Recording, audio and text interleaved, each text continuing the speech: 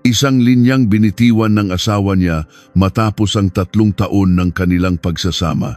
Siya na isinakripisyo ang lahat para sa kanyang asawang tagapagmana ng isang malaking korporasyon ay basta na lamang itinapon. Dahil ito sa pagbabalik ng unang pag-ibig ng kanyang asawa na may malubhang sakit sa puso. Ngunit ang hindi alam ng kanyang asawa, ang kaawa-awang babaeng kanyang tinalikuran ay si Dr.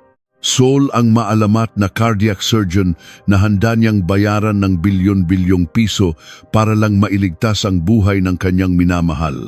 Ngayon, magsisimula na ang kanyang matamis at nakakapanabik na paghihiganti.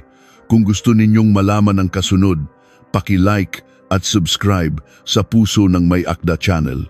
Halina't pumasok tayo sa kanyang kwento. 3 taon ng kasal.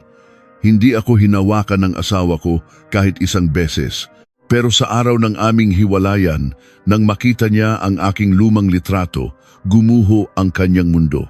Sumasaboy ang mabangong amoy ng patatim sa malawak na kusina. Maingat kong pinunasan ng malinis na basahan ang bawat gilid ng puting porselanang pinggan, inaalis kahit ang pinakamaliit na patak ng tubig. Ngayon ang aming 3 anibersaryo ni Marco de Villa. Sa loob ng 3 taon, ginampanan ko ang papel ng isang mabait at masunuring asawa. Isinuko ko ang lahat ng pangarap ko noong kabataan para maging anino na nag-aasikaso sa kanyang pagkain at pagtulog. Lumabas ako patungo sa hapagkainan at sinindihan ang mga kandila. Nang tumunog ang orasan ng eksaktong 7:00 ng gabi, bumukas ang pinto sa harapan at narinig ko ang pamilyar at mabibigat na yapak. Pumasok si Marco sa bahay. Gaya ng dati, siya ay elegante, malamig at mayabang. Isang puting polo na walang gusot at isang light gray na kurbata na maayos na nakatali sa kanyang leeg. Ngumiti ako ng malambing at lumapit para kunin ang kanyang coat. Ngunit bahagyang umilag si Marco, iniwasan ang aking kamay. Natigilan ang kamay ko sa ere bago ko ito dahan-dahang ibinaba. Sa loob ng 3 taon, hindi niya ako hinawakan, hindi pinahintulutan na lumampas kami sa linya ng pagiging magkasama sa iisang bubong. Diretso siyang naglakad sa hapagkainan. Sinulyapan ang mga pagkaing maingat kong inihanda bago tumigil ang kanyang tingin sa aking mukha. Ipinasok ni Marco ang kanyang kamay sa bulsa ng kanyang vest at inilabas ang isang makapal na brown envelope na basta na lamang niyang inihagis sa mesa. Ang tunog ng pagtama nito sa salaming mesa ang bumasag sa katahimikan. Tinitigan ko ang envelope. Isang masamang kutob ang nagsimulang kumalat sa aking dibdib. Hinila ni Marco ang upuan at umupo. Ipinag-krus ang kanyang mga kamay sa ibabaw ng mesa. Malinaw na umalingaw-ngaw ang kanyang malalim at bahagyang paos na boses. Maghiwalay na tayo. Ang 4 na salitang iyon ay tila magaang lumabas sa kanyang bibig, ngunit parang matalim na punyal na direktang tumusok sa aking puso. Nanigas ako sa aking kinatatayuan, pilit na pinipigilan ang panginginig ng aking boses. Bakit? Anong dahilan? Anibersaryo natin ngayon. Bakit sa lahat ng araw, ngayon mo pa naisip ang gumawa ng ganito kalupit na desisyon? Tumingala sa akin si Marco. Ang kanyang mga singkit na mata ay walang bahid ng anumang init. Walang emosyon siyang sumagot. Bumalik na si Clara. Hinihintay niya ako. Hindi ko na siya kayang pahirapan pa. Nang marinig ko ang pangalang Clara Sandoval, nabingi ang aking mga tainga, ang kanyang unang pag-ibig, ang babaeng itinago niya sa kaibuturan ng kanyang puso sa mga nagdaang taon. Naalala ko ang gabing iyon, 3 taon na ang nakalipas. Ang gabing pinainom si Marco ng alak na may droga ng kanyang kalaban sa negosyo. Habang wala sa sarili, niyakap niya ako at paulit-ulit na isinisigaw ang pangalan ni Clara. Kinaumagahan, nang magising siya, buong tapang niyang sinabing pananagutan niya ako at pinakasalan. Naniwala ako sa aking pagiging inosente, na ang aking tapat na pagmamahal at sakripisyo ay unti-unting makakatunaw sa kanyang nagyayelong puso. Lahat pala ay isang malaking pagkakamali. Itinulak ni Marco ang envelope papunta sa akin. Nagsalita siya na para bang nagbibigay ng isang malaking pabor. Nandyan ang pinirmahan kong divorce papers. Kasama na rin ang titulo ng isang luxury condominium sa BGC at isang tseke na nagkakahalaga ng 50 milyong piso. Ang kabuuang ibibigay ko sa iyo ay 500 milyong piso. Sapat na, yan para mabuhay ka ng komportable habang buhay. Kung matalino kang babae, alam mo kung kailan dapat tumigil. Huwag na nating pahirapan ang isa't isa. 500 milyong piso. Ang 3 taon ng aking kabataan at tapat na pag-ibig ay tinumbasan niya ng mga numerong walang buhay. Dahan-dahan akong lumapit at kinuha ang divorce papers. Ang kanyang pirma ay matalas at desidido, walang anumang bakas ng pag-aalinlangan. Tumingala ako at diretsyong tumingin sa mga mata ni Marco, pinipigilan ang pait na namumuo sa aking mga mata. Ibinato ko sa kanya ang huling tanong. Sa loob ng 3 taon, sa ilalim ng iisang bubong, sabay na kumakain, mayroon bang kahit isang sandali na natinag ka sa akin? Tumayo si Marco at inayos ang butones ng kanyang vest. Tiningnan niya ako na may halong awa at malinaw na sumagot. Wala, kahit isang beses. Ang sagot na iyon, na walang bahid ng anumang pagsisisi, ang tuluyang pumatay sa huling sinag ng pag-asa na natitira sa aking kaluluwa.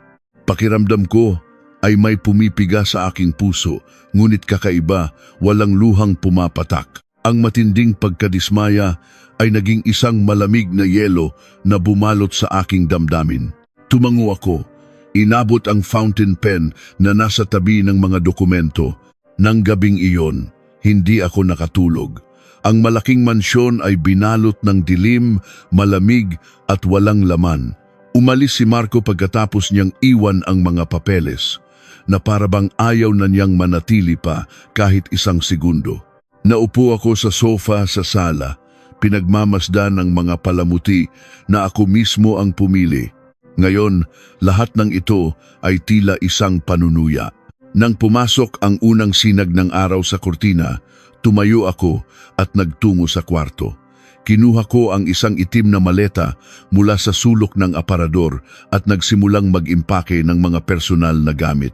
Ilang simpleng damit at mga librong pangmedisina na dala ko pa mula kolehiyo ang aking inilagay. Ang mga mamahaling alahas at designer dress na binibili sa akin ni Marco tuwing may okasyon para mapanatili ang kanyang imahe ay maingat kong tiniklop at ibinalik sa aparador. Hinubad ko ang singsing sa aking daliri at ipinatong ito sa ibabaw ng divorce papers kasama ang 50 milyong pisong tseke at ang titulo ng bahay. Pinirmahan ko ang aking pangalan sa kanang ibabang bahagi ng dokumento. Ang sulat kamay ko ay makinis at desidido, walang pag-aalinlangan.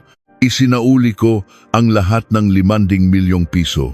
Sinimulan ko ang kasal na ito na walang dala kundi isang pusong puno ng pag-ibig. Ngayon, aalis ako na walang dala at may isang pusong nanigas at nanlamig. Kinuha ko ang aking cellphone at tinawagan si Paulo. Si Paulo Cruz, ang pinakamatalik kong kaibigan noong kolehiyo at ang kasalukuyang direktor ng isang malaking international hospital sa Maynila. Agad niyang sinagot ang tawag mula sa kabilang linya. Hiwalay na kami, sunduin mo ako. Ang boses ko ay kakaibang kalmado. Nanahimik si Paulo ng ilang segundo bago sumagot ng may diin. Hintayin mo ako, 15 minutes. Habang naghihintay, tinanggal ko ang SIM card sa aking telepono, binali ito at itinapon sa basurahan. Naglagay ako ng bagong SIM sa isang reserbang telepono at binura ang lahat ng contact number, social media at anumang paraan ng komunikasyon kay Marco at sa kanyang pamilya. Sa paglabas ko sa pinto, puputulin ko ang lahat ng ugnayan sa kanya at magiging estranghero kami sa isa't isa magpakailanman. Huminto ang silver gray na Porsche ni Paulo sa harap ng gate. Bumaba siya mula sa sasakyan, suot ang isang eleganteng navy blue suit. Nang makita niya akong hila-hila ang isang maliit na maleta, hindi na siya nagtanong pa. Tahimik niyang inilagay ang aking gamit sa trunk at pinagbuksan ako ng pinto. Nang umandar na ang sasakyan, iniwan namin ang malaking mansyon. Sumandal ako sa upuan at ipinikit ang aking mga mata. Naramdaman ko ang malaya at magaan na hangin na dumadaloy sa aking buong katawan. Ilang araw ang lumipas, ibinalita sa akin ni Paulo ang sitwasyon sa kumpanya ni Marco. Nang umagang iyon, nang ilagay ng sekretarya sa kanyang mesa ang pinirmahan kong divorce papers kasama ang lahat ng isinauli kong yaman, labis umanong nagulat si Marco. Hindi niya inaasahan na ang asawa niyang laging masunurin ay aalis ng ganoon kadali nang hindi kumukuha ni isang sentimo. Ngunit ang pagkagulat na iyon ay mabilis na nawala. Ang lahat ng atensyon ni Marco ngayon ay nakatuon sa kalusugan ni Clara. Siya ay may pambihirang uri ng heart failure at ang kanyang kondisyon ay lumalala sa bawat araw. Ginamit ni Marco ang lahat ng kanyang koneksyon at pera para hanapin ang pinakamagaling na cardiac specialist na kilala sa alias na Dr. Sol. Nang marinig ko iyon, isang mapait na ngiti ang sumilay sa aking mga labi. Hindi alam ni Marco na ang Dr. Sol na baliw niyang hinahanap ay ang asawang kanyang itinapon. Papasok na ang tagulan sa Maynila at ang hangin ay malamig at mamasa-masa. Katatapos ko lang dumalo sa isang pribadong medical seminar na lihim na inayos ni Paulo para sa mga piling eksperto. Matagal na panahon na rin mula noong huli akong nalubog sa isang malalim at propesyonal na talakayan tungkol sa cardiac surgery. Nang muli kong hawakan ang mga medical report at suriin ang mga komplikadong kaso ng operasyon, naramdaman kong muling nanumbalik ang apoy sa aking dugo. Paglabas ko sa conference center, huminga ako ng malalim. Inihagis sa akin ni Paulo ang susi ng kanyang Porsche. Uminom daw siya ng alak kanina sa party at ayaw niyang magmaneho. Inabot ko ang susi nang may kasiguruhan at tumango. Ang galing ko sa pagmamaneho ay matagal nang hinahangaan ni Paulo. Itinago ko lang ang kakayahang iyon sa loob ng 3 taon ng komportableng buhay. Umupo ako sa driver's seat at pinaandar ang makina. Umungol ang makina ng sports car. Nang makisabay ang sasakyan sa siksikang trapiko sa EDSA, bahagyang siniko ako ni Paulo at itinuro ang side mirror. Ayan, sasakyan ng ex-husband mo. Sumulyap ako sa salamin. Isang itim na Maybach ang dahan-dahang gumagalaw sa kabilang lane. Bahagyang nakababa ang bintana at kitang-kita ko ang malamig na profile ni Marco. Nakakunot ang kanyang noo habang nakatingin sa aming sasakyan. Tiyak na nakilala niya ang pamilyar na figura ko sa driver's seat. Agad na bumilis ang takbo ng Maybach at lumipat ng lane, dumikit sa likuran ng aming Porsche. Humigpit ang hawak ko sa manibela. Tumalim ang aking tingin. Bakit niya ako sinusundan? Para tingnan kung sinong mayaman ang kasama ng kanyang dating asawa. Wala akong balak na bigyan siya ng kasiyahan.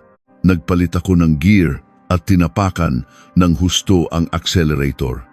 Sumibad ang Porsche na parang isang mabangis na hayop. Malayo na iniwan ang Maybach. Nagalit yata si Marco at bumilis din para habulin kami. Ang dalawang sasakyan ay tila sumasayaw sa pagitan ng mga sasakyan sa abalang syudad. Nanatili akong kalmado, mabilis na kinukuha ang bawat espasyo sa kalsada. Nang makarating kami sa isang malaking intersection, nagsimulang kumurap ang ilaw trapiko patungong dilaw. Dinagdagan ko pa ang bilis, mabilis na inikot ang manibela at dumaan sa ilalim ng ilong ng isang delivery truck at parang bala na tinawid ang linya bago pa man ito maging pula. Ang Maybach ni Marco ay naiwang nakakulong sa likod ng mga sasakyang naghihintay. Sa side mirror, nakita kong hinampas niya ang manibela sa inis. Isang maliit na ngiti ang sumilay sa aking labi habang lumiliko ako sa isang maliit na eskinita at tuluyan siyang naiwanan. Grabe ka magmaneho. Tumawa ng malakas si Paulo sa tabi ko. Binagalan ko ang takbo at nagpatuloy sa normal na bilis. Sinabi ko kay Paulo na ayaw ko nang magpaapekto pa sa nakaraan. Simula ngayon, ang mahina at masunuring si Isabela ay patay na. Muli akong mabubuhay bilang tunay na ako. Nang gabing iyon, Nakaupo kami ni Paulo sa kanyang pribadong library. Ipinagtimplan niya ako ng isang basong tubig at naging seryoso ang kanyang mukha. Pinayuhan niya akong opisyal nang bumalik sa mundo ng medisina. Ang aking talento sa cardiac surgery ay isang bagay na dapat hangaan ng buong mundo. Ang pangalang Dr. Sol ay minsan nang naging pag-asa ng maraming pasyenteng may malubhang karamdaman. Isang malaking pag-aaksaya sa lipunan na itinago ko ang talentong iyon sa kusina sa loob ng 3 taon. Uminom ako ng tubig, nag-isip sandali at tumango. Oras na para bawiin ang dapat ay sa akin. Kinaumagahan, gamit ang credit card mula sa aking personal na ipon, nagtungo ako sa pinakamalaking mall sa syudad. Itinapon ko ang lahat ng madidilim at konserbatibong damit na ipinilit sa akin ng aking biyenan, si Senyora Elvira. Pumili ako ng mga eleganteng office attire na nagpapatingkad sa aking balingkinitang katawan. Nagpunta ako sa salon at pinaputol ang aking mahabang buhok. Pinalitan ito ng isang moderno at sopistikadong short curl perm. Naglagay ako ng matingkad na pulang lipstick. Tiningnan ko ang aking sarili sa salamin. Kapag hindi na umaasa sa pag-ibig ang isang babae, kusa siyang nagniningning. Paglabas ko sa isang luxury fashion boutique, nagkasalubong kami ni Marco. Kasama niya ang ilang mga executive. Iniinspeksyon ang mga tindahan ng kanilang grupo. Nang magtama ang aming mga mata, kitang-kita ko ang pagkabigla sa kanyang mga mata. Nanigas si Marco sa kanyang kinatatayuan. Tila hindi siya makapaniwala na ang babaeng may matalas at kumpiyansang tingin ay ang kanyang dating asawa na laging nakayuko at masunurin. Walang pagbabago sa aking ekspresyon. Nilagpasan ko siya na parang isang estranghero. Ang tunog ng aking takong ay buong pagmamalaking umalingaw-ngaw sa marmol na sahig. Mula sa mall, dumiretso ako sa International Hospital ni Paulo. May appointment ako kay Dr. Miguel, isang senior mula sa universidad at kasalukuyang head ng Cardiothoracic Surgery Department doon. Labis na natuwa si Miguel nang malaman kong babalik na ako sa pagtatrabaho. Ibinigay niya sa akin ang isang tumpok ng mga medical file ng pinakakomplikadong kaso para muli akong masanay. Nakaupo ako sa opisina ni Miguel, binabasa ang bawat pahina nang biglang tumigil ang aking kamay sa isang file na may pulang takip isang tanda ng matinding emergency. Ang pangalan ng pasyente na naka-bold print sa unang pahina ay kumuha ng aking atensyon, Clara Sandoval. Binasa ko ng mabuti ang bawat linya ng resulta ng mga test at x-ray. Ang kanyang heart failure ay napakakomplikado. Ang kanyang mga heart valve ay nagpapakita na ng senyales ng necrosis na nangangailangan ng isang napakadelikadong replacement surgery. Sa kasalukuyan, iilan lang ang mga doktor sa Pilipinas na kayang gawin ang operasyong iyon at napakababa ng success rate. Kaya pala baliw na baliw si Marco na ipahanap kay Paolo si Dr. Sol. Sakto, may kumatok at bumukas ang pinto. Pumasok si Marco. Dumating siya para personal na itanong kay Miguel ang progreso sa pag-imbita ng mga dayuhang eksperto. Mabilis kong kinuha ang surgical mask sa mesa at isinuot ito kasama ang isang surgical cap. Naintindihan ni Miguel ang aking intensyon at ipinakilala ako bilang isang bagong intern. Yumuko lang ako bilang pagbati at nagmamadaling lumabas, dala ang mga medical file. Sa may pinto, nagtama ang aming mga balikat ni Marco. Sumingaw ang pamilyar na pabango niya, ngunit wala na itong epekto sa akin. Sa pribadong opisina ni Paulo sa pinakamataas na palapag ng ospital, inilapag ko ang pulang medical file ni Clara Sandoval sa salaming mesa. Ang mga komplikadong medical figures, colored heart ultrasound images at resulta ng blood test ay lahat nagpapakita ng isang malagim na katotohanan. Ang puso ng babaeng iyon ay malubhana dahil sa sirang mga valve, patuloy ang backflow ng dugo na nagiging sanhi ng paglaki ng kanyang heart muscle at unti-unting pagkawala ng kakayahan nitong mag-pump. Kung hindi siya sasailalim sa valve replacement at ventricular reconstruction surgery sa lalong madaling panahon, tiyak na mamamatay siya. Umupo si Paulo sa tapat ko, pinaglalaruan ang isang metal na fountain pen habang pinapakiramdaman ang aking reaksyon. Sinabi niya sa akin na patuloy na ginigipit ng grupo ni Marco ang board of directors ng ospital. Handa si Marco na mag-issue ng blank check, nangangako ng pribadong eroplano, buong gasto sa transportasyon at ang pinakamahusay na medical support team kung papayag lang si Dr. Sol. Tinanong ako ni Paulo kung ano ang gagawin ko, kung hindi ba ako nababagabag na operahan ang aking karibal. Sumandal ako sa upuan. Ang aking tingin ay kalmado habang nakatingin sa labas ng bintana. Sa ilalim, abala ang mga sasakyan, ngunit ang aking isip ay puno ng lamig at rason ng isang siruhano. Sinagot ko si Paulo. Sa operating table, mayroon lamang pasyente at isang organ na kailangang ayusin. Si Clara man o sinuman, isa lang siya sa daan-daang operasyon na ginawa ko. Ngunit wala akong balak na mag-charity work para sa aking ex-husband. Ang 3 taon ng aking kabataan ay walang awang kinuha niya. Ngayon, oras na para bawiin ang nararapat sa aking halaga. Hiniling ko kay Paulo na gumawa ng isang special medical service agreement. Ang presyo ko para sa operasyon, 1 bilyong piso, cash. Babayaran ng buo sa pagpirma ng kontrata, hindi alintana ang resulta ng operasyon. Naglatag din ako ng 3 mahigpit na kondisyon para sa confidentiality. Una, walang direktang pakikipag-ugnayan sa pasyente o pamilya nito bago o pagkatapos ng operasyon. Pangalawa, lahat ng propesyonal na komunikasyon at health updates ay dadaan lamang sa aking kinatawan, si Paulo. Pangatlo, sa lahat ng konsultasyon at sa mismong operasyon, magsusuot ako ng full protective gear at gagamit ng voice modulator. Mahigpit na ipinagbabawal ang anumang uri ng video o photo recording. Anumang paglabag mula sa panig ng pamilya ng pasyente ay magreresulta sa agarang pagkansela ng operasyon at ang pisang bilyong piso ay hindi na ibabalik. Nang marinig ito, tumawa ng malakas si Paulo. Pinuri niya ang aking desisyon at agad na tinawag ang kanyang sekretarya para i-draft ang dokumento.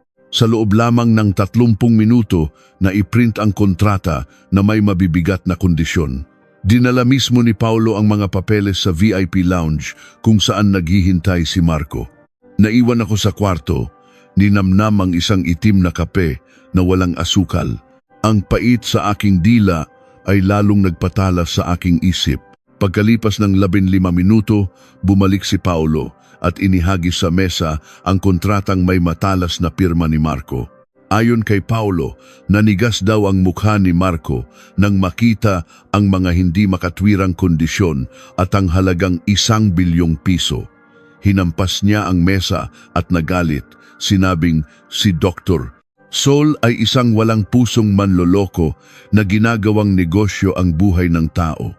Ngunit nang sabihin ni Paulo na iyon lang ang tanging kondisyon at kung hindi siya papayag ay agad na babalik sa Amerika si Dr. Sol, napilitan si Marco na pumirma habang nagngingit-ngit ang mga ngipin.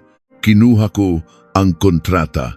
Ang pirma ni Marco sa papel na ito ay mas madiin at mas malalim kaysa sa pirma niya sa aming divorce papers ilang araw na ang nakalipas. Ang kayabangan ng isang taong laging nasa tuktok ng kapangyarihan ay kinailangan ding yumuko sa harap ng buhay at kamatayan ng kanyang minamahal. Paingat kong tiniklop ang kontrata at inilagay sa aking bag. Ang 1 bilyong pisong transaksyon ay opisyal nang nagsimula. Mula ngayon, ako na ang may hawak ng kontrol at siya ay kailangang sumunod. Lunes ng umaga, lumipat ako sa isang high-end penthouse sa 35th floor ng isang tower sa BGC.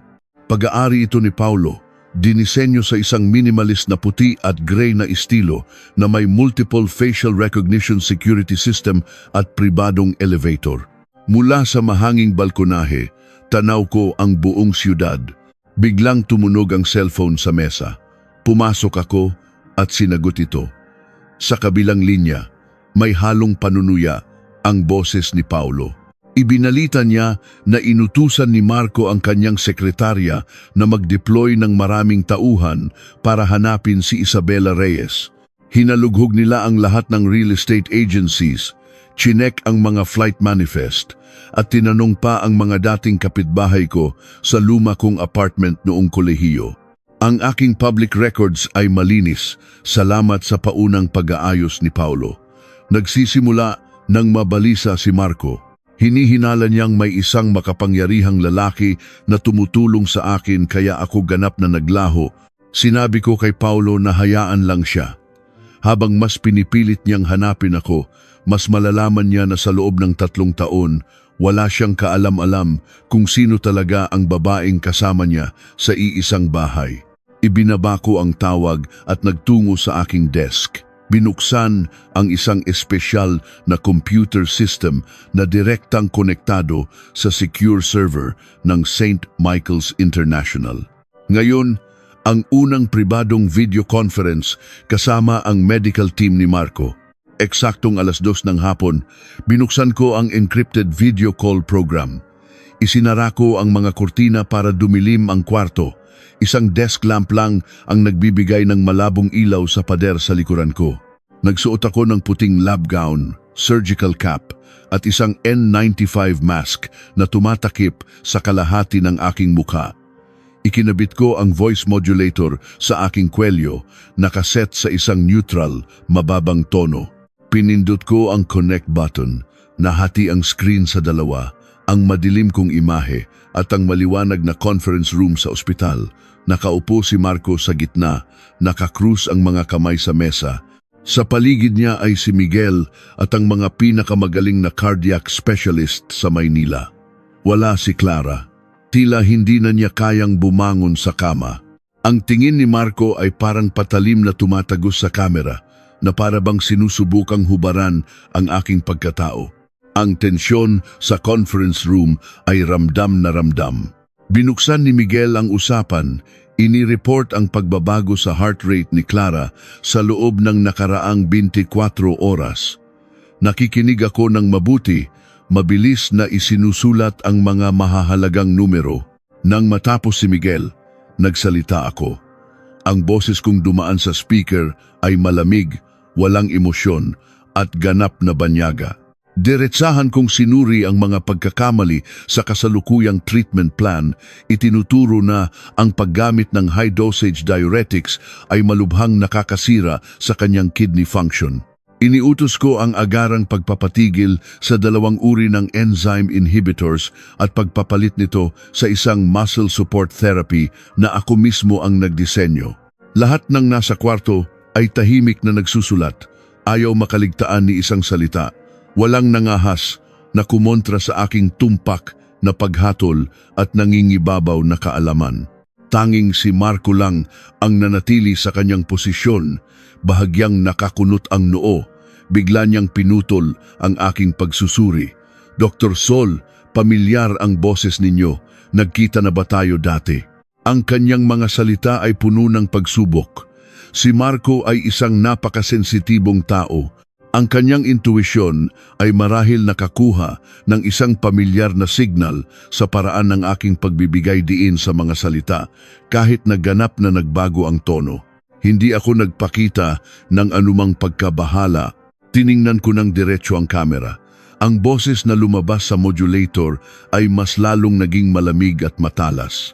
Hindi ako binabayaran para sagutin ang mga personal na katanungan. Kung hindi po ninyo pinagkakatiwalaan ang aking profesionalismo, Ginoong De Villa, maaari ninyong kanselahin ang kontrata ngayon din. Ang penalty fee ay kailangang i-transfer sa aking account bago mag-alas 5 ng hapon.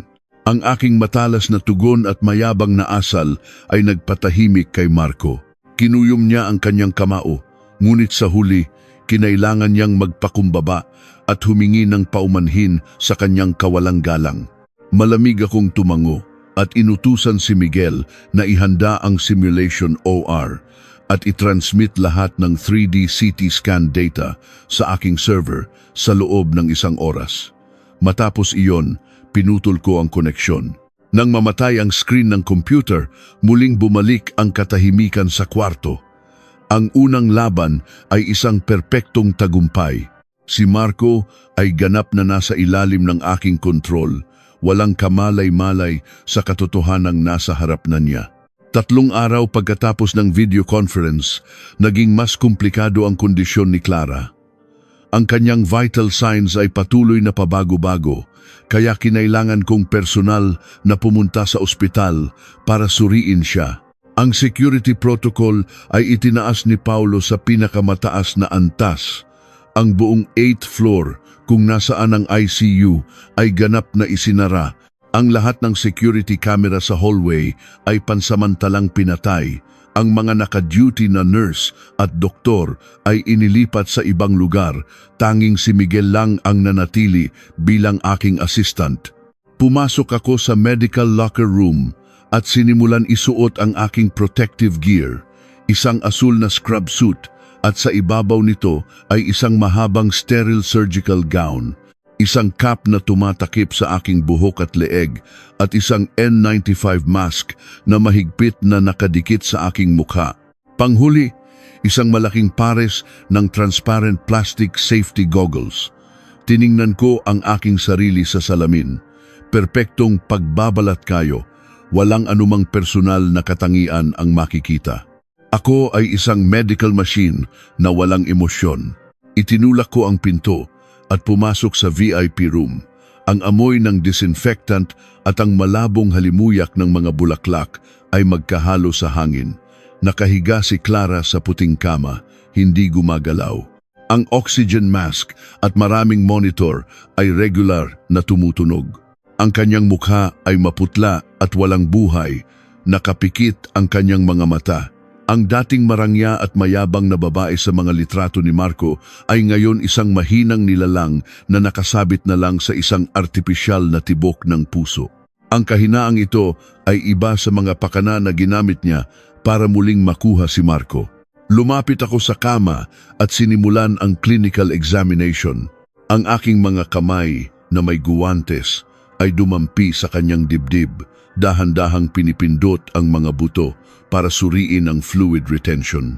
Maingat kong inilagay ang stethoscope sa kanyang mga balbula, pinakikinggan ang tunog ng dugong bumabalik.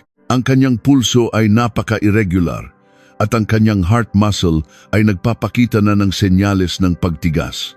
Mabilis kong isinulat ang mga sukat sa chart, nagbibigay ng matatalas na diagnosis para agad na ma-update ni Miguel sa electronic records. Sa loob ng 30 minutong pagsusuri, hindi ako nagsalita ng anumang hindi kailangan, nakatuon lamang sa aking trabaho. Nang matapos, tumango ako kay Miguel bilang senyales na patuloy na bantayan ang kanyang IV fluids at pagkatapos ay tumalikod para umalis. Nang bumukas ang pinto ng kwarto, dumampi sa aking mukha ang malamig na hangin ng hallway. Naglakad ako papunta sa pribadong elevator sa dulo ng pasilyo. Dahil sa makapal na protective suit, may maliit na kaluskos sa bawat hakbang ko. Bigla, sa isang kanto, isang matangkad na figura ang lumitaw at hinarangan ang aking daan. Tinamaan ng ilaw ang kanyang matipunong mukha at ang pamilyar na singkit na mga mata. Si Marco, nakasuot siya ng itim na suit, may mapagmataas na tindig. Ang kanyang paglitaw sa restricted area ay patunay na ginamit niya ang kanyang kapangyarihan para pilitin ang mga security guard na papasukin siya. Huminto ako, pinapanatili ang distansya na mga 2 metro sa pagitan namin. Sa likod ng aking salamin, ang aking tingin ay kalmado at hindi natitinag. Pinaningkitan ako ng mata ni Marco. Sinuri niya ako mula ulo hanggang paa. Ang matalas na obserbasyon ng isang taong sanay sa mundo ng negosyo ay kitang-kita. Napansin niya ang aking tangkad, ang tuwid na postura, at lalo na ang proporsyon ng aking balikat at baywang. Kahit gaano pa kaingat ang pagtatago, ang mga maliliit na detalyeng ito ay hindi lubusang maitatago ng maluwag na surgical gown. Doktor, Sol, napakapamilyar ng iyong mga kilos. bulong ni Marco. Ang kanyang boses ay may halong pagbabanta. Hindi ako sumagot. Sa halip ay bahagyang gumilid pa kanan para magpatuloy papunta sa elevator. Ang aking pananahimik ay tila lalong nagpalakas sa kanyang hinala. Agad na iniunat ni Marco ang kanyang mahabang braso para harangan ako. Naging tensyonado ang hangin sa pasilyo. Humakbang siya palapit at iniunat ang kanyang kanang kamay patungo sa N95 mask sa aking mukha. Ang biglaang kilos na ito ay malinaw na may intensyon na alisin ang maskara ng misteryosong doktor. Nang ilang sentimetro na lang ang layo ng mga daliri ni Marco sa aking mukha, isang matigas na kamay ang humawak sa kanyang pulso. Isang matalas na boses ang bumasag sa katahimikan. Ginoong De Villa, pakirespeto ang mga patakaran ng St. Michael's Medical Center. Lumitaw si Paulo. Ang kanyang malaking katawan ay humarang sa pagitan namin ni Marco. Nakasuot siya ng puting gown ng direktor ng ospital at ang kanyang mukha ay nagpapakita ng ganap na autoridad. Napakalakas ng pagkakahawak ni Paulo na nagtulak sa braso ni Marco palayo sa akin. Binitawan ni Marco ang kanyang kamay at tinitigan si Paulo ng nag-aalab na mga mata. Sinigawan niya si Paulo. Tinatanong kung bakit itinatago ang pagkakakilanlan ng isang doktor na binayaran ng 1 bilyong piso. Iginiit niyang karapatan niyang malaman kung sino ang hihiwa sa katawan ng kanyang mahal sa buhay. Napangisi si Paulo, nananatiling kalmado. Kinuha niya mula sa kanyang bulsa ang isang kopya ng pinirmahang kontrata at itinuro ang ikatlong kondisyon. Ipinaalala niya kay Marco na ang nakasulat sa itim at puti na may pirma ay may pinakamataas na legal na bisa. Ang sadyang paglabag sa privacy ng isang medical professional ay isang seryosong paglabag sa kontrata. Kung magpapatugoyo si Marco, agad na ititigil ng ospital ang serbisyo, kakansilahin ang operasyon at ipapalabas siya ng mga security guard. Anumang mangyari sa buhay ni Clara Sandoval ay magiging responsibilidad ni Marco. Ang matalas at matatag na lohika ni Paulo ay direktang tumama sa kahinaan ni Marco.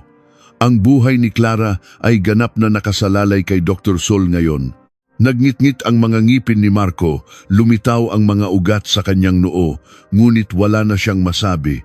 Napilitan siyang umatras at magbigay daan. Wala akong sinayang na sandali. Nilagpasan ko siya at dumiretso sa elevator na bukas na ang pinto. Dahan-dahang nagsara ang malamig na metal na pinto, ganap na hinaharangan ang puno ng puot na tingin ng aking dating asawa. Pagkatapos ng tensyonadong komprontasyon sa ospital, dinala ako ni Paulo sa underground parking sa pamamagitan ng isang pribadong daanan. Mabilis kong hinubad ang nakakasakal na protective gear at itinapon sa isang biohazard bin. Nagpalit ako ng komportableng office attire at sumakay sa Porsche ni Paulo. Nagsimulang sumama ang panahon sa labas. Nagtipon ang madidilim na ulap at ang unang patak ng ulan ay tumama sa windshield. Nang makalabas ang sasakyan sa parking at sumabay sa mabagal na daloy ng trapiko, binuksan ni Paulo ang wiper at paminsan-minsan akong sinusulyapan sa salamin. Sinabi niya na nakakatakot ang talas ng obserbasyon ni Marco. Sapat na ang maliit na kapintasan sa aking paglalakad para maghinala siya. Iminungkahi ni Paulo na sa susunod na pagsusuri, maglalagay siya ng ibang mga medical staff na may katulad na pangangatawan sa paligid ko para malihis ang atensyon ni Marco. Sumang-ayon ako. Ang kaligtasan ng aking pagkakakilanlan ang pinakamahalaga. Biglang nagpreno ang sasakyan sa unahan namin para iwasan ang isang malaking lubak. Mabilis na nag-react si Paulo. Inapakan ng husto ang preno at ligtas na huminto ang Porsche.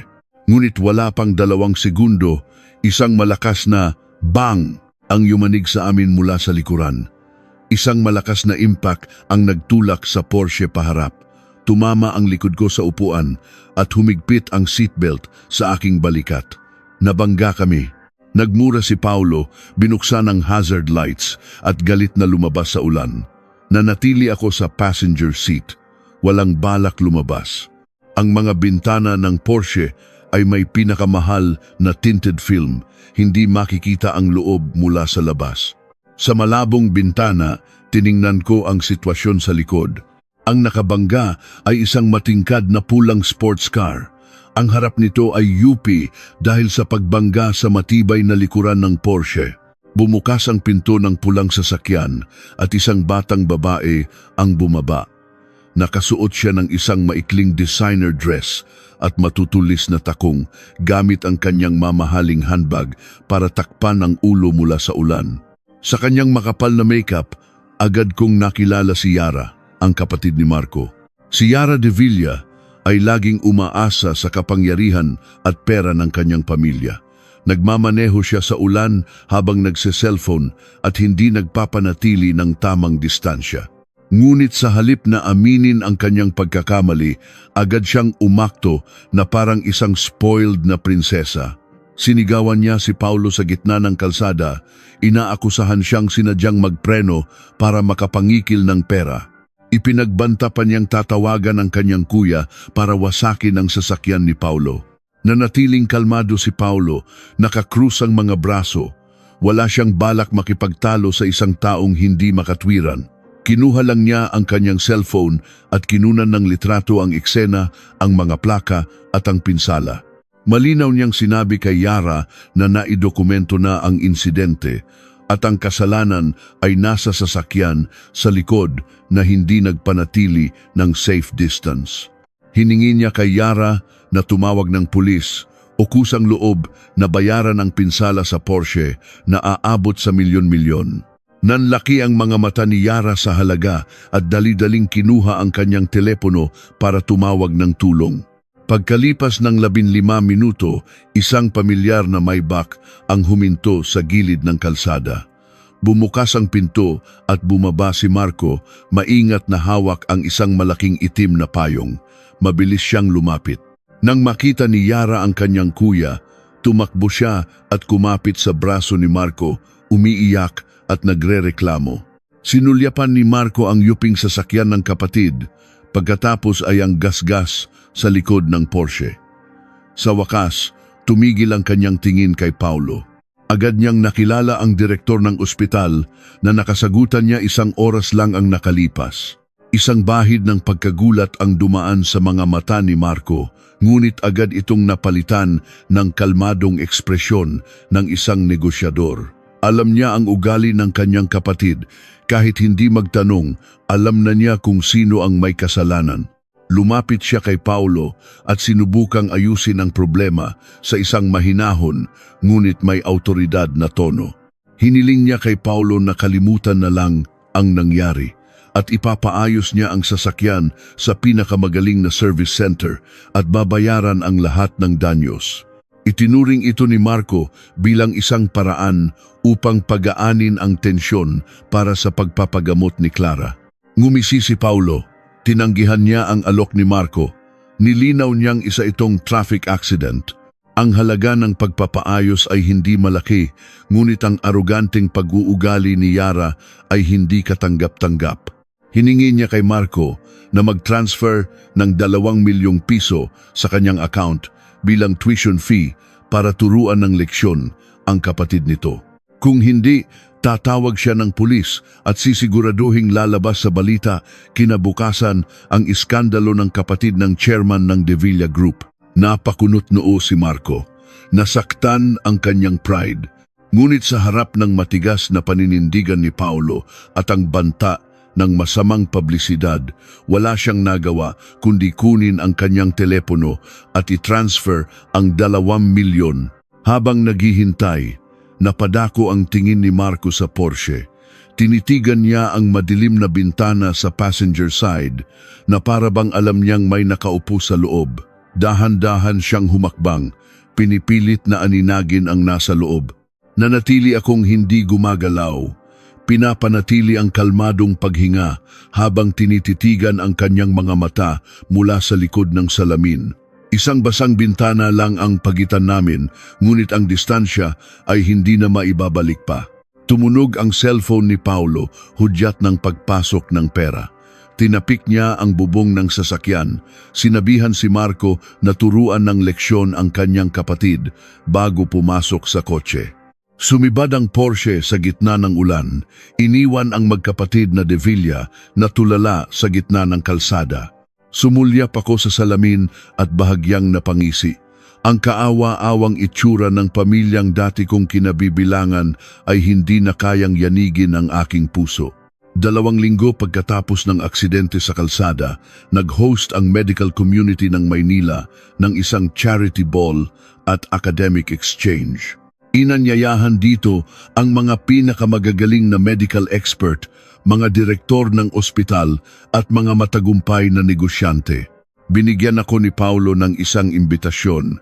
Naniniwala siyang ito na ang tamang panahon para opisyal na bumalik si Isabela Reyes sa mundo ng medisina, hiwalay sa alias na Dr. Sol. Nang gabing iyon, naghanda ako sa harap ng salamin. Determinado akong tuluyang iwanan ang aking dating imahe. Pumili ako ng isang emerald green silk evening gown. Ang disenyo na may V-neck at open back ay nagpatingkad sa aking perpektong kurba. Isang mataas na slit ang nagbigay daan sa aking elegante at malakas na paglakad. Nagsuot ako ng high heels na may kumikinang na hiyas, tinaas ang aking maikling buhok at nagsuot ng black pearl earrings. Ang aking makeup ay nakatuon sa matalas na mata at matingkad na pulang labi. Ang babae sa salamin ay nakakasilaw, puno ng kumpiyansa at buhay na buhay. Isang luxury sedan ang naghatid sa akin sa harap ng isang 5-star hotel. Pagbukas ng pinto, sunod-sunod ang flash ng mga kamera. Bumaba ako, tinutuwid ang aking likod, at sinuklian ng eleganteng ngiti ang pagbati ng mga host. Pagpasok sa grand ballroom, mabilis akong nakisalamuha. Lumapit si Paulo, inalalayan ako at ipinakilala sa mga dayuhang eksperto. Doon, muli kong nakita si Professor Richards, isang master ng cardiac surgery na nakatrabaho ko noong nasa Amerika ako. Labis siyang nagulat at natuwa na makita ako. Agad kaming napunta sa isang profesional na usapan. Sa matatas na Ingles, ipinaliwanag ko ang mga benepisyo ng minimally invasive endoscopic valve surgery habang tinutukoy ang mga posibleng panganib. Ang mga eksperto sa paligid ay tahimik na nakikinig. Ang kanilang mga mata ay puno ng paghanga sa isang batang doktor na may malawak na kaalaman. Habang nasa kalagitnaan kami ng usapan, naramdaman ko ang isang malamig na presensya sa aking likuran. Alam kong may nakatitig sa akin. Dahan-dahan kong tinapos ang aking paliwanag kay Professor Richards at lumingon. Ilang hakbang ang layo, nakatayo si Marco, tila nanigas. Nakasuot siya ng isang perpektong itim na tuksedo, hawak ang isang baso ng alak. Tiyak na narito siya para palawakin ang kanyang koneksyon para sa pagpapagamot ni Clara. Ang kanyang tingin ay nakapako sa akin, puno ng pagkabigla, gulat at matinding pagkalito. Binuka niya ang kanyang bibig na parabang may sasabihin, ngunit walang lumabas na salita. Ang kanyang dating asawa na laging minamaliit at itinuturing na probinsyana ay ngayon nasa gitna ng isang grand ball, kumpiyansang nakikipag-usap sa mga pinakamagagaling na eksperto sa mundo. Ang malaking pagkakaibang ito ay isang malakas na sampal sa kanyang kayabangan. Nagpaalam si Marco sa kanyang mga kasama at mabilis na naglakad papalapit sa akin. Huminto siya sa aking harapan. Ang pamilyar na amoy ng tabako ay humalo sa tensyon na nagmumula sa kanya. Nagsalita si Marco, ang kanyang malalim na boses ay pilit na pinipigilan ang galit. Anong ginagawa mo rito? Sino ang nagpahintulot sa iyo na pumunta sa lugar na ito na ganito ang suot? Dahan-dahan kong inikot ang champagne sa aking baso at tiningnan ang kanyang nakakunot na mukha ng may malamig na tingin. Sinagot ko siya ng isang ngiti na puno ng pangungutya. Ginoong De Villa, mukhang nakalimutan niyo na hiwalay na tayo, tapos na ang lahat sa papel. Kung saan man ako magpunta, anuman ang isuot ko at sino man ang kausapin ko, iyon ay aking personal na kalayaan. Anong karapatan mong pakialaman ako? Natigilan si Marco sa aking matalas na sagot. Humigpit ang hawak niya sa baso ng alak, namuti ang kanyang mga buko. Hindi siya sanay na sinasagot ng ganito. Ibinaba niya ang kanyang boses, sinusubukang iligtas ang natitirang dignidad. Inakusahan niya akong nag-aarte lang, na ginamit ko ang pera mula sa hiwalayan para bumili ng mamahaling damit at makihalubilo sa alta sosyedad para kunin ang kanyang atensyon. Isang tawa ang kumawala sa akin. Lumapit ako ng isang hakbang, isinauli ko ang buong dinandalang milyon para sa aking sariling dangal. Ang damit na suot ko, ang karapatan kong tumayo rito, lahat ay nakuha ko sa sarili kong kakayahan. Huwag mong ipagkamali ang iyong posisyon. Sa aking mga mata ngayon, mas mahalaga pa ang isang medical report kaysa sayo. Pagkatapos kong sabihin niyon, tumalikod ako at umalis. Naiwan si Marco na nanigas na parang bato sa gitna ng ballroom. Ang laylayan ng aking emerald green na damit ay malamig na dumampi sa kanyang binti. Lumapit ako kay Paulo at nagpatuloy sa pakikipag-toast sa mga eksperto, ganap na binubura ang lalaking iyon sa aking isipan. 3 araw pagkatapos ng charity ball, bumalik ako sa abalang routine sa ospital. Biyernes ng hapon, katatapos ko lang ng isang komplikadong operasyon nang tumawag si Paulo. Ang kanyang boses ay puno ng inis at tensyon. Nakatanggap daw siya ng isang anonymous text na ang kanyang ex-girlfriend na si Sofia, na minahal niya ng husto noong kolehiyo, ay naloloko ng isang playboy na anak mayaman sa isang club na tinatawag na Elysian. Kilala ang lalaki sa pagdudroga sa mga babae.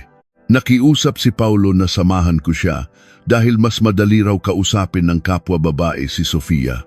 Tinanggal ko ang aking surgical gloves, naghugas ng kamay at agad na pumayag. Ang Elysian ay isang high-end private club para lamang sa mga piling miyembro ng alta sosyedad. Bumalik ako sa aking apartment at nagpalit ng isang itim na jumpsuit at isang maikling jacket. 7:00 ng gabi, dumating kami ni Paulo sa Elysian. Ginamit niya ang kanyang Diamond Tier membership card para ihatid kami ng manager sa VIP area sa 20th floor. Habang naglalakad kami sa pasilyo na may pulang carpet, naamoy namin ang mamahaling alak at matapang na pabango. Mabilis na nahanap ni Paulo ang kwarto kung nasaan si Sofia. Sinabihan niya akong maghintay sa labas habang inaayos niya ang gulo. Tumango ako at sumandal sa pader. Wala pang 5 minuto, bumukas ang pinto ng VIP room sa tapat. Isang lalaki ang lumabas, hawak ang isang sigarilyo. Sa isang sulyap, nakilala ko si Marco. Napakaliit talaga ng mundo. Nang makita niya ako sa isang lugar tulad ng Elysian, isang tingin ng matinding pagkagulat ang dumaan sa kanyang mga mata na agad napalitan ng pangungutya at paghamak. Dahan-dahan siyang lumapit. Pagkaalis mo sa pamilyang De Villa, naging ganyan ka na ba kadesperada para sumama sa kung sino-sinong lalaki sa mga lugar na ito? Ang kanyang tono ay puno ng sarkasmo. Hindi ako natinag. Tiningnan ko siya ng diretsyo, napakababa ng tingin mo sa tao. Kung anuman ang dahilan ko rito, wala kang pakialam. Mas kahiya-hiya ang isang CEO ng korporasyon na nagsasaya sa isang kasino habang ang kanyang minamahal ay nag-aagaw buhay sa ospital. Ang aking mga salita ay direktang tumama sa kanyang konsensya. Agad na nagdilim ang kanyang mukha at sumabog ang kanyang galit. Bigla niyang hinawakan ang aking pulso ng mahigpit. Walang pag-aalinlangan, kinaladkad niya ako papasok sa VIP room na kalalabas lang niya. Bang! Nagsara ang pinto. Sa loob, may 5 lalaki na nakaupo sa isang poker table, ang mga kaibigan ni Marco sa negosyo. Natigilan sila nang makita siyang may kinaladkad na babae. Itinulak ako ni Marco sa isang bakanting upuan at inihagis ang milyon-milyong halaga ng chips sa mesa. Pinilit niya akong maglaro, gustong ipahiya sa harap ng kanyang mga kaibigan. Sinabi niya ng malamig, kung mananalo ako sa lahat ng chips, palalayain niya ako. Kung matatalo, kailangan kong yumuko at humingi ng tawad. Hinimas ko ang masakit kong pulso at tiningnan ang mga baraha. Ang poker ay laro ng probabilidad at psikolohiya. Para sa isang siruhano na sanay sa pagkalkula ng buhay at kamatayan, ito ay simpleng math problem. Ngumiti ako at tumango. Nagsimula ang laro. Tiningnan ko ang aking mga baraha nang walang emosyon. Patuloy na tumaya ng malaki si Marco at ang kanyang mga kaibigan para guluhin ako. Nang ako na ang aan, kalmado kong itinulak ang lahat ng aking chips sa gitna, all in. Natigilan ang lahat. Nagkatinginan ang kanyang mga kaibigan at sa huli ay nag-fold. Ngayon, kami na lang ni Marco ang magkalaban. Tinitigan niya ako, naghahanap ng takot, ngunit nabigo siya. Ang aking mga mata ay parang nagyeyelong lawa. Nagngit-ngit ang kanyang mga ngipin at tumaya rin. Inilabas ng dealer ang 3 community cards, Ace, 7 at 9. Ipinakita ko ang aking mga baraha, isang pares ng Ace. Kasama ang Ace sa mesa, mayroon akong 3 of a kind. Ang tsansa na matalo ako ay mas mababa sa 3%. Tulala si Marco na ipinakita ang kanyang mga baraha. Isang pares ng king, kalmado kong kinuha ang napakaraming chips. Ang tunog ng mga ito ay masarap sa pandinig. Ang kanyang mga kaibigan ay nakanganga. Tumayo ako. Nakakainip ang laro ng mga taong walang magawa. Salamat sa donasyon. Gagamitin ko ito para sa pondo ng operasyon sa puso ng mga batang mahihirap. Tumalikod ako at umalis. Iniwan sila sa kahihiyan. Pagbukas ng pinto, sakto namang lumabas si Paulo kasama si Sofia. Ngumiti ako kay Paulo, kumapit sa kanyang braso at sabay kaming umalis. Isang dramatiko ngunit napakasayang gabi ang nagtapos. Nakatayo sa labas ng Elysian, inaalalayan ni Paulo si Sofia na halos wala sa sarili dahil sa alak na may droga. Tiningnan ako ni Paulo na may pag-aalala. Kailangan daw niyang dalhin si Sofia sa ospital para sa detox. Ang kanyang Porsche ay 2-seater lang. Tumango ako at sinabing mauna na sila. Ang buhay ay laging mas mahalaga. Kinuha ko ang aking telepono para tumawag ng taxi. Pagkaalis ng sasakyan ni Paulo, isang pamilyar na itim na Maybach ang huminto sa aking harapan. Bumaba ang bintana, inilalantad ang mukha ni Marco. Ang kanyang boses ay malalim at may utos. Sumakay ka. Gabi na, delikado rito. Ihahatid kita. Nanatili akong hindi gumagalaw. Tinanggihan ko siya. Wala na tayong relasyon para gawin mo yan. Sinabi ko ring darating na ang taxi ko. Hindi siya sumuko. Bumaba siya ng sasakyan at hinawakan ang aking siko. Itinulak ako papasok sa likod. Mabilis at malakas ang kanyang kilos. Bang! Nagsara ang pinto. Umupo ako sa pinakamalayong dulo. Pinapanatili ang distansya. Ang sasakyan ay puno ng nakakabinging katahimikan. Pagkaraan ng ilang sandali, nagsalita si Marco. Nag-alok siya ng isang katawa-tawang bagay. Isang posisyon bilang head ng HR sa isa sa mga kumpanya ng De Villa Group na may malaking sahod. Akala niya, ang pagtanggi ko sa 500 milyon ay isang paraan lang para mas lalo siyang pilitin. Lumingon ako at tiningnan siya ng diretsyo. Isang mapanuyang ngiti ang sumilay sa aking labi. Ang kanyang ilusyon ng kapangyarihan ay wala ng lunas. Hindi ko kailangan ng awa mo, sabi ko. Lahat ng meron ako ngayon ay galing sa sarili kong kakayahan. Huwag mo nang subukang bilhin ang aking pagkatao gamit ang pera o posisyon. Nanahimik si Marco. Ang aking mga salita ay parang patalim na tumusok sa kanyang kayabangan. Huminto ang sasakyan sa harap ng isang luxury residential tower sa BGC, isa sa pinaka-eksklusibo at secure na lugar sa Maynila. Nagulat si Marco. Hindi niya inaasahan na kaya kong manirahan sa ganito kamahal na lugar. Nang bubuksan ko na ang pinto, pinigilan niya ako. Ang kanyang boses ay may halong pagod. Sinabi niyang umuwi na ang kanyang ina, si Senyora Elvira, mula sa Europa. Hindi pa nito alam ang aming hiwalayan. Ang alta presyon ng kanyang ina ay madalas na umaatake. Pinagbawalan ito ng doktor sa anumang matinding stress. Nakiusap si Marco na samahan ko siya sa bahay ng mga De Villa sa Sabado para magpanggap na masayang mag-asawa sa isang family dinner. Huminto ako at lumingon. Si Senyora Elvira ang tanging tao sa pamilyang De Villa na tunay na nagmalasakit sa akin. Tuwing ako ay malungkot, siya ang laging kumakampi sa akin. Ang paggalang ko sa kanya ay totoo. Kahit na kinasusuklaman ko si Marco, labag sa aking konsensya bilang doktor na saktan ang isang matandang may sakit. Nag-isip ako at tumango. Ngunit nilinaw kong ito na ang huling beses na tutuntong ako sa bahay na iyon.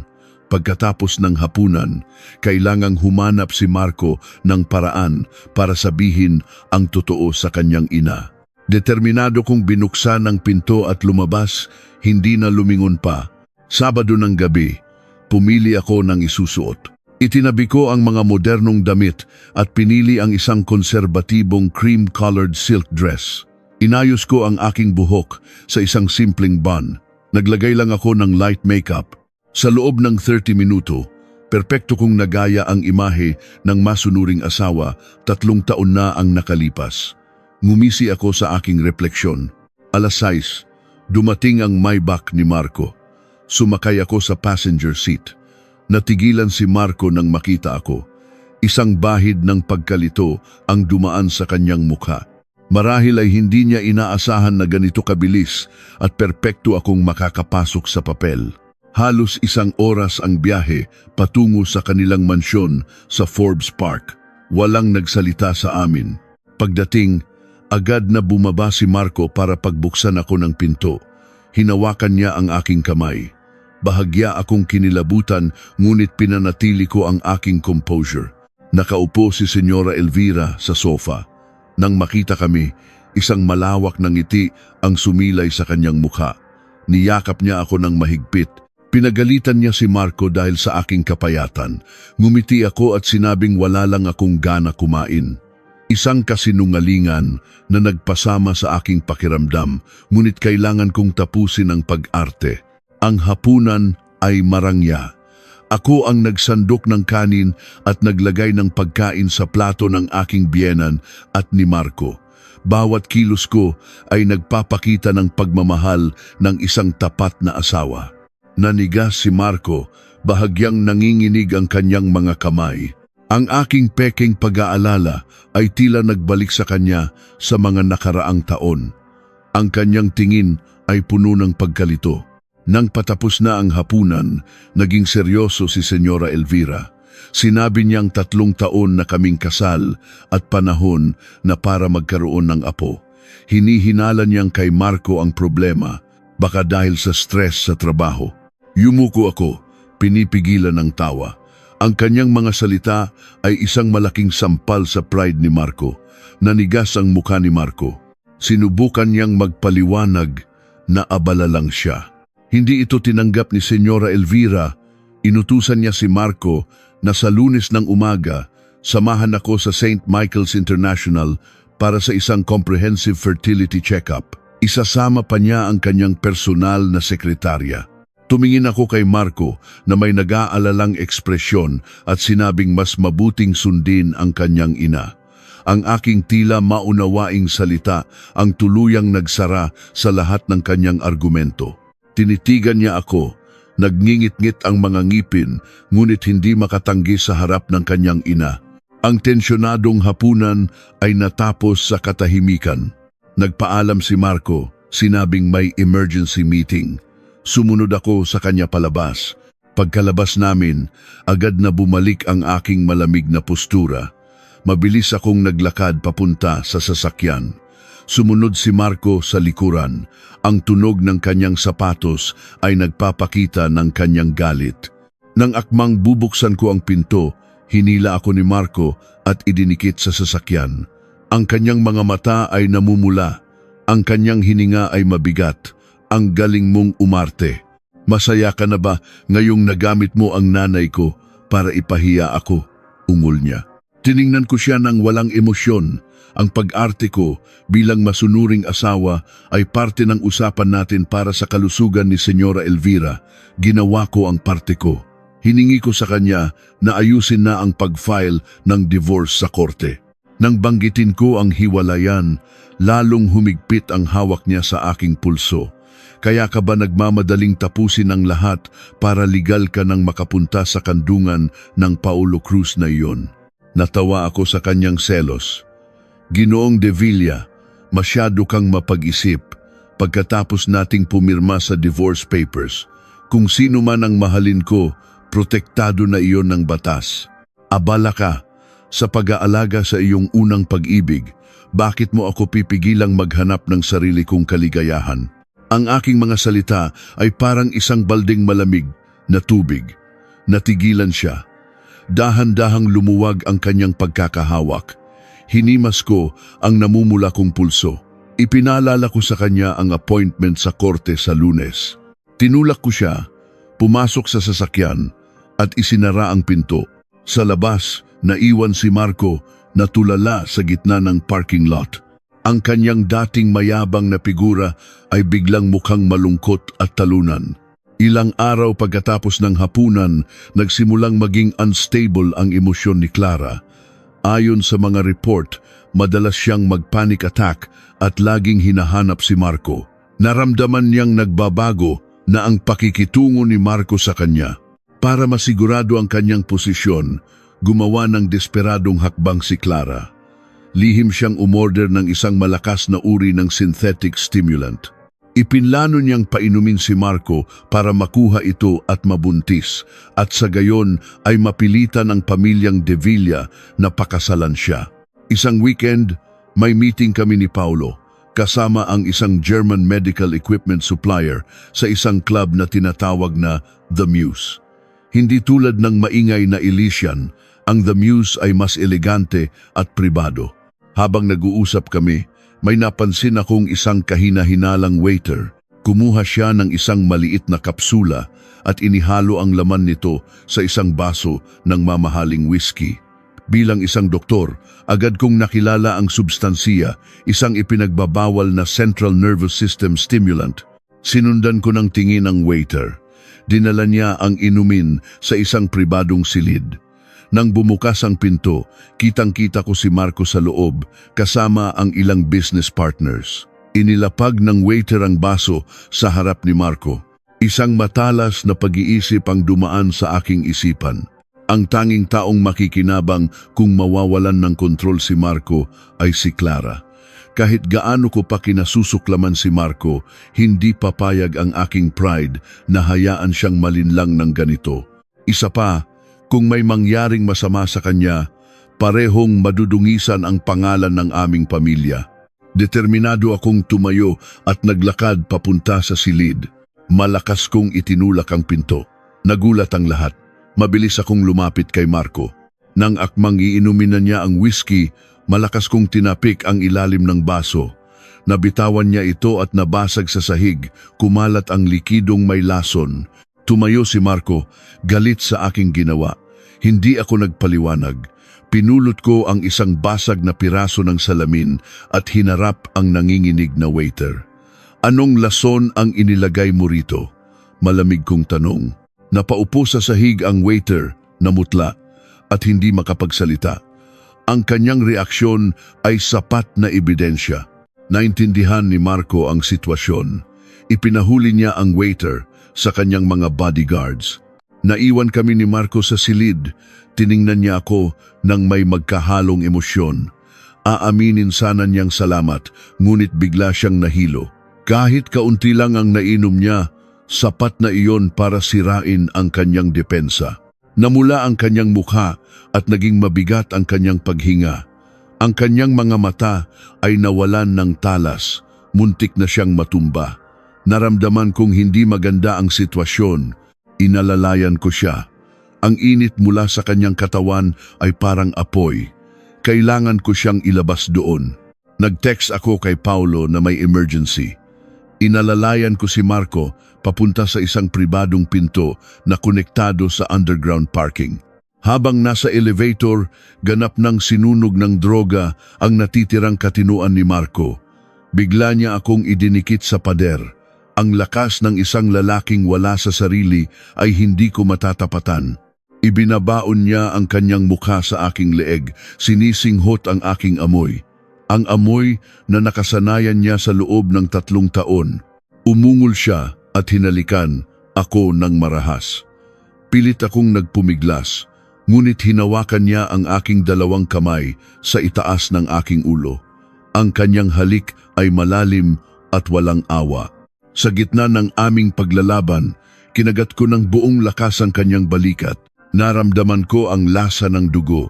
Umigik siya sa sakit, ngunit lalo lang nitong pinasiklab ang kanyang pagnanasa.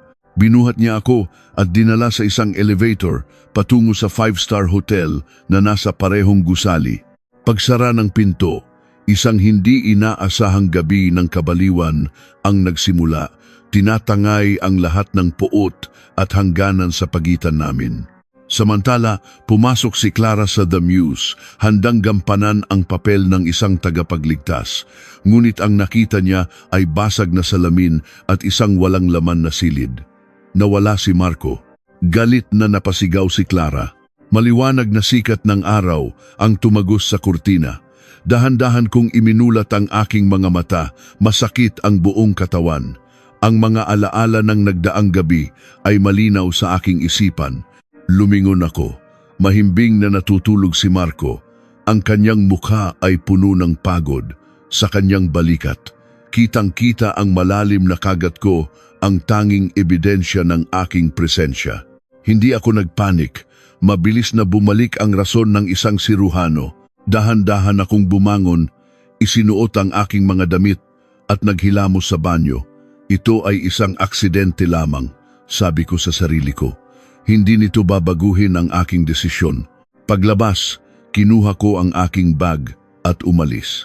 Pagpasok sa elevator, tinawagan ko ang isang kaibigan na namamahala sa security system ng The Muse. Hiniling ko na burahin ang lahat ng CCTV footage mula sa underground parking at hotel elevator. Lahat ng bakas ng aming pag-akyat sa hotel ay tuluyang nawala. Ilang oras pagkatapos kong umalis, nagising si Marco. Masakit ang kanyang ulo, pilit niyang pinagtagpi-tagpi ang mga alaala. Naalala niya ang waiter, ang pagliligtas sa kanya ni Isabela, ngunit malabo na ang sumunod. Bumangon siya. Ang silid ay walang laman. Ang kanyang damit ay nakakalat. May amoy ng babae sa unan. Bigla, naramdaman niya ang sakit sa kanyang balikat. Nakita niya ang malinaw na marka ng kagat. Pumunta siya sa banyo para tingnan ito sa salamin. Nang makita niya ang kagat, isang kilabot ang gumapang sa kanyang likod.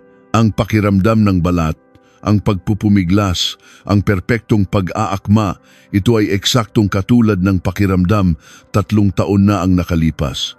Ang gabing inakala niyang si Clara ang nagligtas sa kanya. Nanlaki ang mga mata ni Marco. Noong umagang iyon, 3 taon na ang nakalipas. Umiiyak si Clara sa tabi niya, ngunit walang bakas ng isang marahas na gabi sa kanyang katawan. At higit sa lahat, ang babae noong gabing iyon ay may kakaibang pamilyar na pakiramdam na hindi kailanman na ibigay sa kanya ni Clara. Isang nakakatakot na hinala ang nagsimulang mabuo sa kanyang isipan, kung hindi si Clara ang babae kagabi. Sino ang babae 3 taon na ang nakalipas? Dali-dali siyang nagbihis. Kailangan niyang puntahan si Clara para kumpirmahin ang isang napakahalagang bagay. Nang umagang iyon, sa opisina ko sa ospital, pinapanood ko sa isang secure na CCTV feed ang lahat ng nangyayari sa VIP room ni Clara.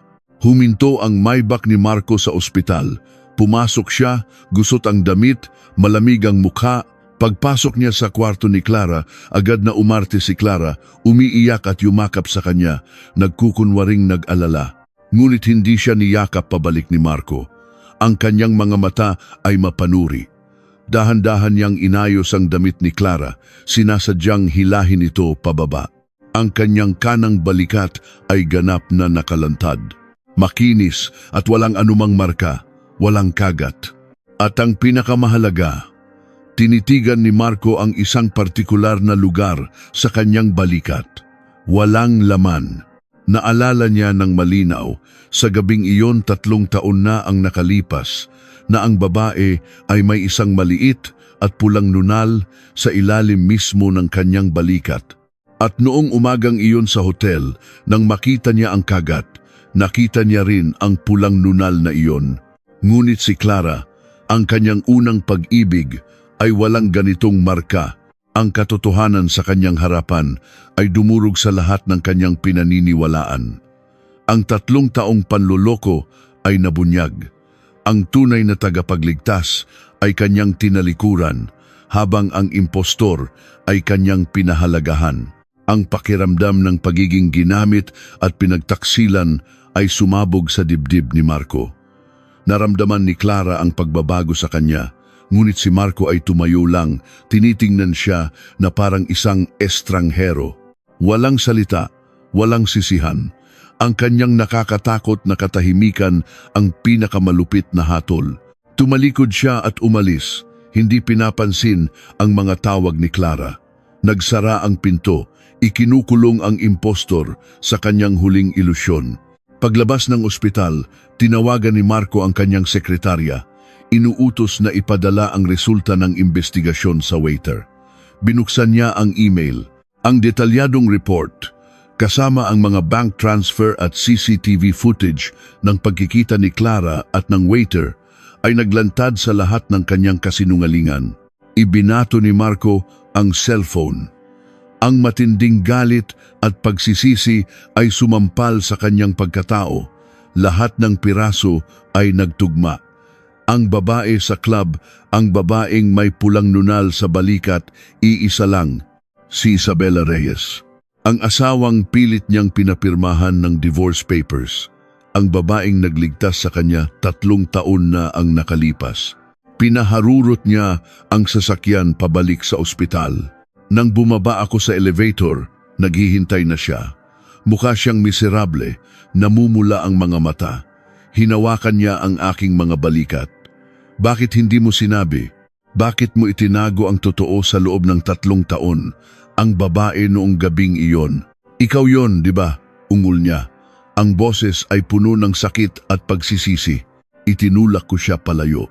Tiningnan ko siya na parang isang estranghero. Ginoong De Villa, huwag kang masyadong mayabang. Hindi ko sinabi ang totoo dahil hindi ko kailangan ng pananagutan mo. 3 taon na ang nakalipas. Nagkamali ka ng tao. At sa loob ng 3 taon, sapat na ang ibinayad ko para sa aking katangahan. Quits na tayo. Natigilan si Marco. Sinubukan niyang lumapit, magpaliwanag, umamin sa kanyang pagkakamali. Nakiusap siyang bigyan siya ng pagkakataong bawiin ang lahat. Ngumisi ako. Ang kanyang huling hiningang pagsisisi ay walang halaga. Kinuha ko mula sa aking bag ang isang court notice at inihagis sa kanyang dibdib. Lahat ng legal na proseso ay inayos na ng aking abogado. Magkita tayo sa korte sa Lunes ng umaga para sa pinal na desisyon. Huwag mo akong guluhin ng iyong pekeng pagsisisi. Ang doktor na si Isabela Reyes ay hindi interesado sa mga bagay na itinapon na. Tumalikod ako at pumasok sa aking opisina, isinara ng malakas ang pinto. Ang tunog ng lock ang tuluyang pumutol sa lahat ng koneksyon namin sa isa't isa. Sa VIP room, pagkaalis ni Marco, gumuho ang mundo ni Clara. Alam na ni Marco ang lahat. Ang matinding takot ay sumakal sa kanya. Nagsimulang magwala ang kanyang mahinang puso. Tumataas ang kanyang heart rate. Isang matinding sakit ang naramdaman niya sa kanyang dibdib. Nahirapan siyang huminga. Sinubukan niyang pindutin ang nurse call button, ngunit bumagsak ang kanyang kamay. Biglang tumunog ang alarm ng monitor. Nagmamadaling pumasok si Miguel at ang mga nurse. Si Clara ay nasa gitna ng isang matinding cardiac shock. Walang malay, samantala, kalalabas lang ni Marco sa aking opisina. Ang aking malamig na pakikitungo ay isang hatol na kamatayan sa kanyang pag-asa. Biglang tumunog ang kanyang telepono. Si Miguel. Ibinalita niyang nasa kritikal na kondisyon si Clara. Kung hindi siya ooperahan ngayong gabi, tiyak na mamamatay siya at si Dr. Sol lang ang tanging makakagawa nito. Tiningnan ni Marco ang ulan sa labas. Ang babaeng iyon ay nanloko sa kanya. Ngunit sa harap ng kamatayan, hindi niya kayang manood na lang. Nagpasya siyang ituring ang operasyong ito bilang wakas ng lahat ng ugnayan nila. Pagkatapos nito, wala na siyang pakialam kay Clara. Tumakbo siya pabalik sa ospital, diretso sa opisina ni Paulo, nagmamakaawa na tawagan si Dr. Sol. Sa isang French restaurant sa 50th floor, naghahapunan ako kasama si Paulo at ilang kaibigan. Masaya ang aming usapan, nagtatawanan. Nag-toast kami para sa aking pagbabalik. Biglang nag-vibrate ang telepono ni Paulo. Isang emergency call. Sinagot niya ito, naka-speakerphone. Ang desperadong boses ni Marco ang umalingaw-ngaw. Nagmamakaawa na pilitin si Dr. Sol na mag-opera. Natigil ang lahat sa mesa. Tiningnan ako ni Paulo. Dahan-dahan kong ibinaba ang aking kubyertos. Ang kanyang pagmamakaawa ay hindi na umantig sa akin. Kinuha ko ang telepono ni Paulo. Hindi ko ginamit ang voice modulator. Gamit ang sarili kong boses, malinaw at malamig, nagsalita ako. Ginoong De Villa, hindi na kailangang sumigaw. Ang ECG report ni Miss Sandoval ay naipadala na sa aking server. Gumamit siya ng isang ipinagbabawal na stimulant. Sinira nito ang kanyang mga balbula at permanenteng pinatay ang kanyang heart muscle. Kahit ang Diyos o si Dr. Sol ay hindi na siya maililigtas. Ang operasyon ay hindi na posible. Isang nakakabinging katahimikan ang sumunod. Nalaman na ni Marco ang lahat na si Dr. Sol ay si Isabela Reyes. Ang kontrata ay kanselado dahil sa kapabayaan ng pasyente. Dagdag ko, ang 1 bilyong piso ay ibabalik bukas. Ang sirang pusong iyan ang pinakamahal na kabayaran para sa kanyang kasakiman at kasamaan. Pinindot ko ang end call button. Pinuputol magpakailanman ang lahat ng ugnayan sa maruming nakaraan. Itinaas ko ang aking baso ng alak. Nagpatuloy ang masayang hapunan. Lunes, alas 9 ng umaga. Pumasok ako sa family court, suot ang isang eleganteng puting suit. Naghihintay si Marco, mukhang miserable at wasak. Nilagpasan ko siya. Sa harap ng hukom, 2 desididong pirma ang inilagay sa papel. Isang malakas na tunog ng selyo ang tumapos sa lahat. Ang 3 taong kasal na parang isang masakit na dula ay opisyal at tuluyan ng nagwakas. Lumabas ako sa korte. Taas noo, sinalubong ang aking maningning na kalayaan. Sa aking likuran, naiwan ang isang lalaki na habambuhay na dadalhin ang bigat ng kanyang konsensya, mabubuhay sa pagsisisi at panghihinayang.